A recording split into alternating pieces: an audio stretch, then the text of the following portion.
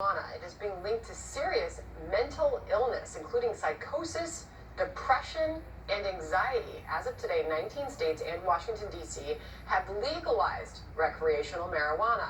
Dr. Mark Siegel joins us now. So, Dr. Siegel, you spoke with a man who's actually been diagnosed with cannabis-induced psychosis? Ethan Andrew is 23 years old. His life started to spiral out of control when he became a regular marijuana user at 16. Marijuana or weed or pot or cannabis or dope are terms that have been with us for decades. Doesn't matter what you call it. Unfortunately, their essential meaning has changed as the powerful THC content has risen to over 50%. Ethan Andrew's cannabis addiction started as a young teenager. When he was 18, his casual marijuana use quickly turned into smoking higher THC potent cannabis strains and concentrates known as dabs. THC is the active chemical found in cannabis that produces a high. I was hearing things, I was seeing things, like I couldn't distinguish what was real and what wasn't. He was diagnosed with cannabis-induced psychosis, which involves severe hallucinations and delusions. We're seeing more and more young men with these type of episodes. Dr. Nora Volkov is the director of the National Institute on Drug Abuse.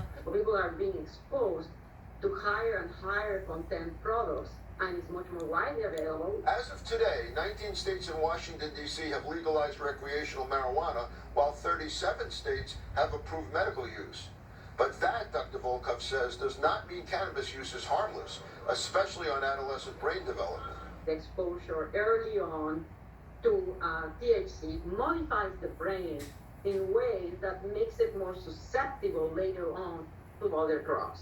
My son started with marijuana and ended up using meth and heroin. After seeing firsthand how marijuana affected her son and husband, Aubrey Adams started Every Brain Matters, an advocacy group that supports and educates families on the harmful effects of cannabis. It's costing families. It's destroying lives. It's destroying health. Manufacturers have found ways to add marijuana into vaping devices, edibles, and wax that can contain nearly 100% pure THC, a massive increase from decades ago.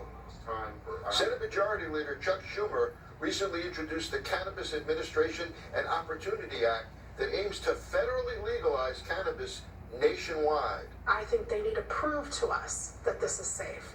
It has been 5 years since Ethan made a full recovery from psychosis. I got so paranoid that my brain was damaged. I'm too traumatized to even smoke weed again. Ethan Andrew is not alone. How many others have been afflicted psychologically by smoking something that is getting more powerful by the year? Senator Schumer, are you listening? Sandra? That is just terrifying because it's not the drug then, in many cases, that so many grew up with that was seen as such a casual thing to do. And people don't know. It has the name. They think they're smoking what they heard about, and they're not. And sometimes it's laced with hallucinogens, with PCP, even with embalming fluid, with fentanyl. Scary stuff. Dr. Siegel, thank you.